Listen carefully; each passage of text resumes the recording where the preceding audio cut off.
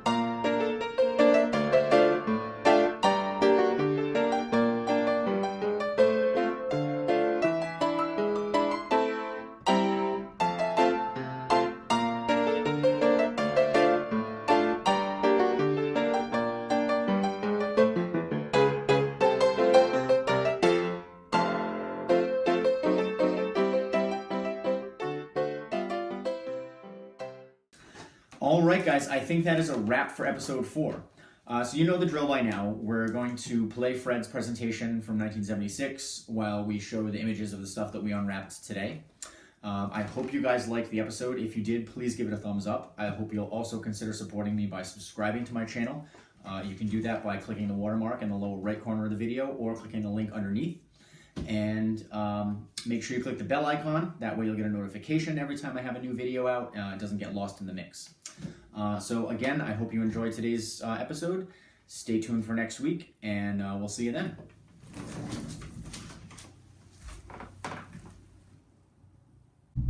My name is Fred Leach, in the colonial craftsmen I'm going to talk about are the printers. Of all the colonial American craftsmen who used their skills to build a nation, none was as close to the spirit of liberty as the printer. He was said to be as important as the men who actually fought on the bloody battlefield. The first printing press in America was brought from England in 1638 by Mr. Glover and Mr. Dage. Mr. Glover died at sea, but Mr. Dage took over. At that time, Mr. Dage could only print what he was told to print by the English and the Church, or else he would lose his license, his job, and would not have any money to live. One of the first printers to print what he felt rather than what he was told was a man named William Bradford from Pennsylvania. In 1693, he printed a series of pamphlets the Quakers did not like and was forced to move to New York. He founded New York's first newspaper, the New York Gazette. At the same time, the people of Boston were also printing the newspaper called Boston Newsletter. Probably the most famous of all printers was Benjamin Franklin.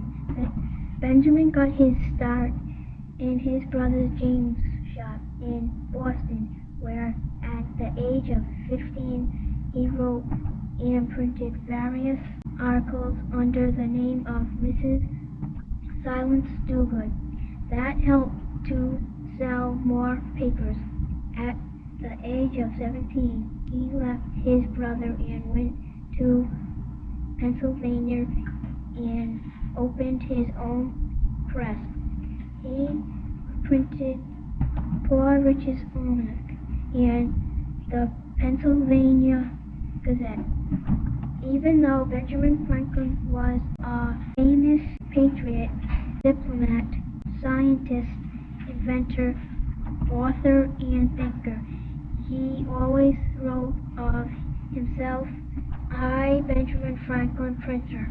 One of the biggest turning points in the freedom of printers to print the truth was the trial in 1735, John Peter Zenger. In this trial, the jury ruled against the judge's wishes, that Zenger could print whatever he wanted to as long as it was the truth.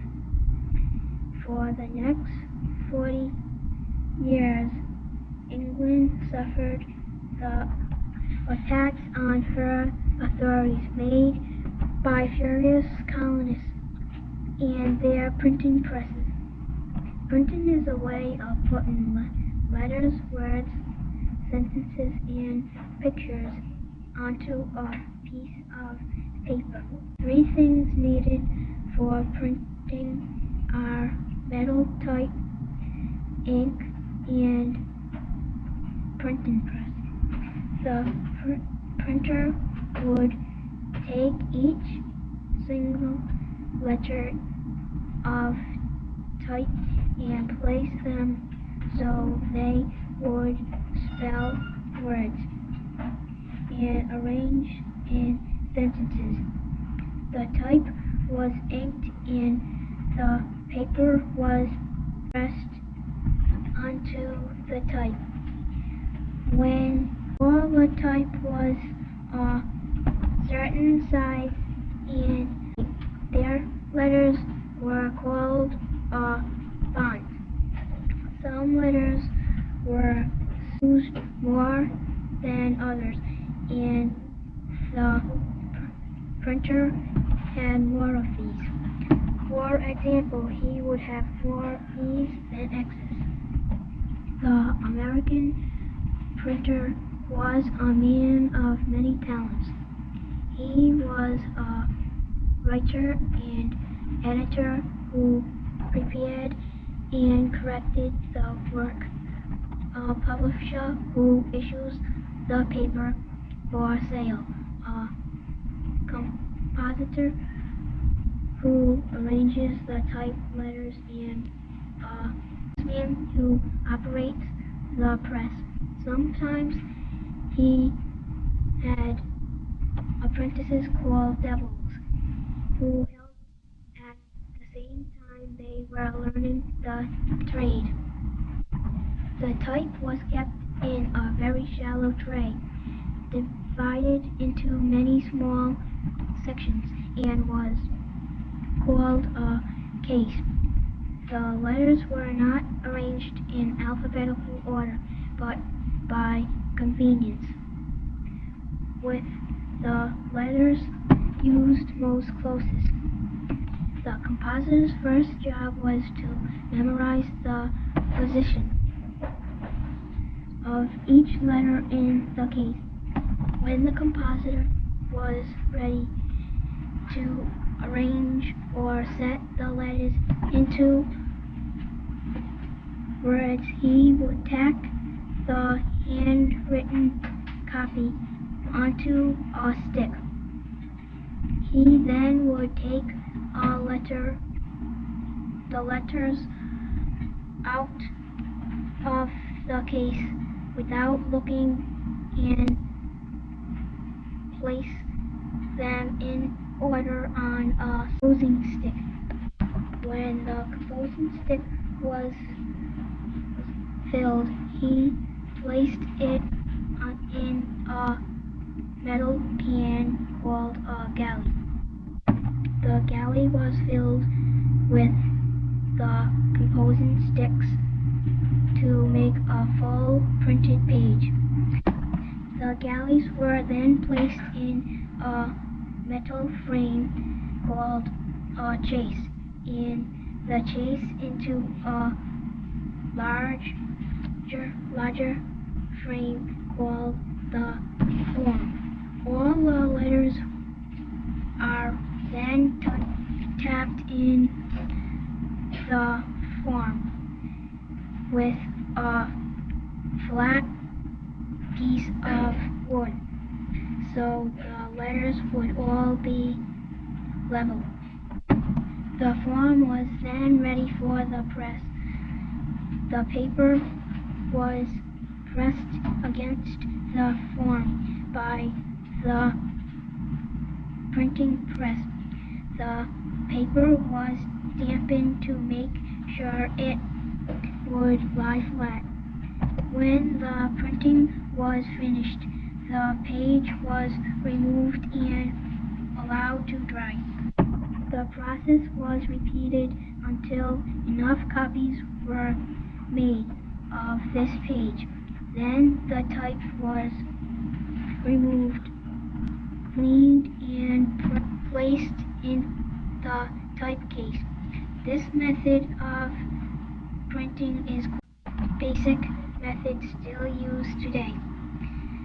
The early colonial printer did not always have the best tools, materials, or equipment, but he made the best of what he had, so his ideas that he printed could clearly and easily be read. Thank you for listening. Please stop the tape.